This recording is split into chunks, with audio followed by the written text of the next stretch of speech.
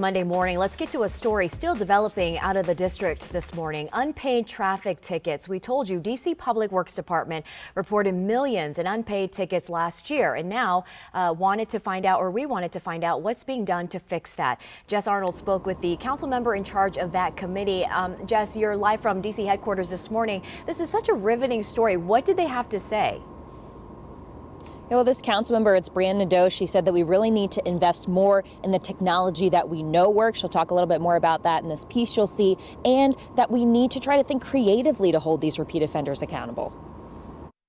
More than $889 million in unpaid tickets. That's what DPW says they saw in 2022. It's an incredibly high number, and we should be concerned about that. Ward 1 council member Brianne Nadeau now chairs DC's Public Works Committee. The public has been really clear about what they want to see here. And that's a focus on getting dangerous drivers and repeat offenders off the road. DPW can boot and tow these drivers, and Nadeau says the technology is there to target repeat offenders. I got to ride around with the person using the license plate reader.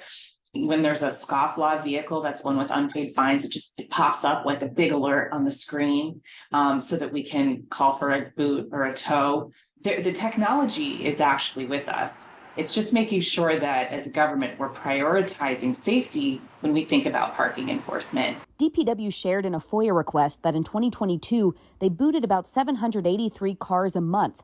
They also shared that at the beginning of this month, there were more than 780,000 boot-eligible vehicles.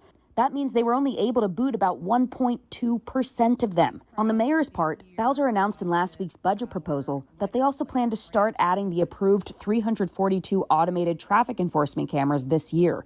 They're estimating that'll bring in $578 million. Nadeau wants to make sure that money is going to traffic safety. One of the challenges that we're going to have in this budget, however, is that the mayor has chosen to take the automated traffic enforcement revenue that council had designated for Vision Zero and other safety measures and disperse it throughout the government for her other priorities instead. And so we're going to be very focused as a body on how to reverse that and put those funds back where they belong, which is keeping roads safe and keeping people safe.